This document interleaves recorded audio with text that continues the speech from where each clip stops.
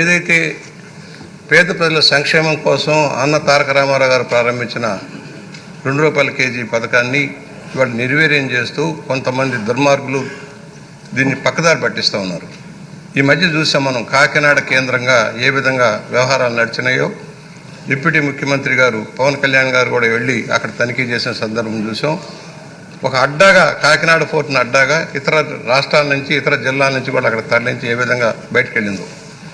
ఇవాళ ఏదైతే పేద వర్గాల సంక్షేమం కోసం ఇచ్చిన బియ్యం మరలా రీసైక్లింగ్కి వెళ్ళిపోతుంది.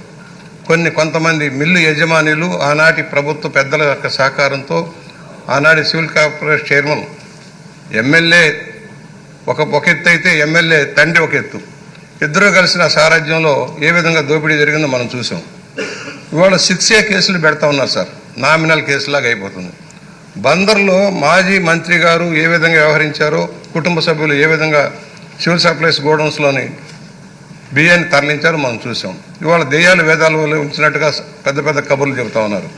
నేను అడుగుతా ఉన్నా, అసలు రాష్ట్రంలో రేషన్ కార్డులకు సప్లై చేస్తున్న రేషన్ ఎంత? ఇవాళ ఎందుకంటే చాలామంది ఆ బియ్యాన్ని వాడుకోకుండా ఇతర అని అమ్ముతూ ఉన్నారు. కొంతమంది ఎవరైతే ఈ బియ్యం సప్లైదారులు కూడా అక్కడ ఇవ్వకుండా వాళ్ళకి నగదు ఇచ్చి కొంత చేతిలో ₹10 ₹5 చేతిలో పెట్టి ఆ బియ్యాన్ని మళ్ళా సాత్యక్ చేసి ఇతర ప్రాంతాలకి పంపించి ఎక్స్పోర్ట్ చేసేందుకు ప్రయత్నం చేస్తూ ఉన్నారు.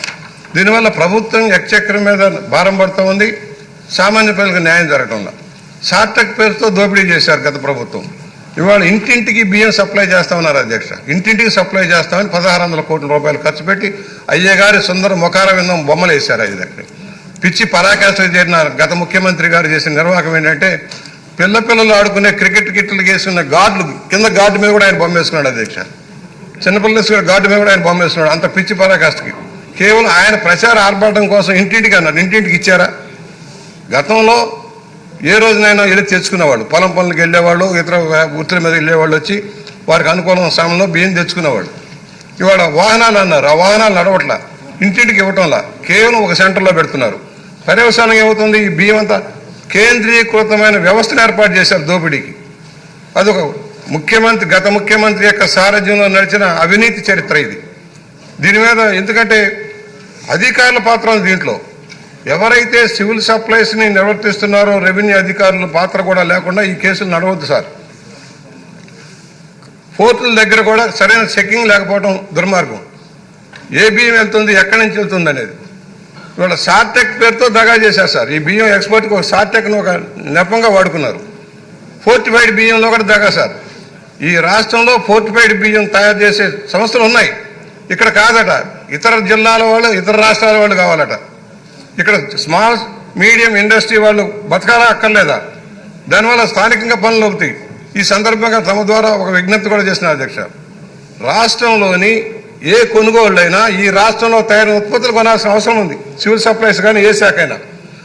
దానివల్ల ఇక్కడ ఉత్పత్తులకు డిమాండ్ వస్తుంది. జిఎస్టీ కూడా మనకే వస్తుంది సార్.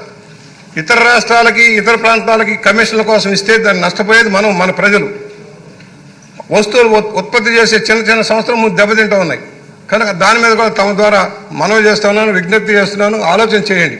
ఒకటి, దీనికి సంబంధించి ప్రధానమైంది ఏ కంపెనీలు ఇవాళ నెపం వేరే వాళ్ళ మీద వేస్తూ ఉన్నారు. ఛత్తీస్గఢ్ వాళ్ళ మీద, ఒరిస్సా వాళ్ళ మీద వేస్తున్నారు. అసలు ఈ రాష్ట్రంలో జరిగిన రాజకీయ అవినీతి వల్ల జరిగిన పరిణామాల మీద సరైన చర్యలు తీసుకోవాల్సిన అవసరం ఉంది. నేను ఒకటే చెబుతున్నాను, దాని మీద ఏ కంపెనీలు, లావస్ ఇంటర్నేషనల్, అశోక ఇంటర్నేషనల్, ఎవరు ఈ సంస్థలు, దీని బ్యాక్గ్రౌండ్ ఎవరు, ఎంతెంత సీజ్ చేసాం, సీజ్ చేసిన బియ్యాన్ని ఏం చేస్తూ ఉన్నాం.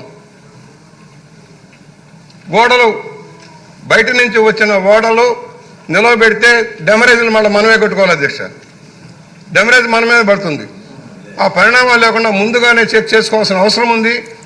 ఇవాళ ఎవరైతే దాదాపుగా 1000 కోట్ల రూపాయలు దోచారు అధ్యక్ష, దీంట్లో 1000 కోట్లు దోచారు. ఇంకా జరుగుతాను ఇతర ప్రాంతాల్లో కూడా. నేనేమంటున్నానంటే ఊరికి 6A కేసులు పెట్టి పెనాల్టీ వేయటం కాదు. ఎలాగైతే మనం తెచ్చిన ల్యాండ్ గ్రాబింగ్ చట్టం లాంటి చట్టం తెచ్చి పేద ప్రజల సంక్షేమానికి అడ్డుపడుతున్న, రాష్ట్ర ఎక్స్‌చక్కర్కి నష్టం కలిగిస్తున్న వ్యక్తుల మీద కఠిన చర్యలు తీసుకోవాల్సిన అవసరం ఉంది. పీడీ యాక్ట్లు పెట్టి లోపల పెట్టాల్సిన అవసరం ఉందని సవినయంగా ద్వారా మనం చేస్తున్నాను. అది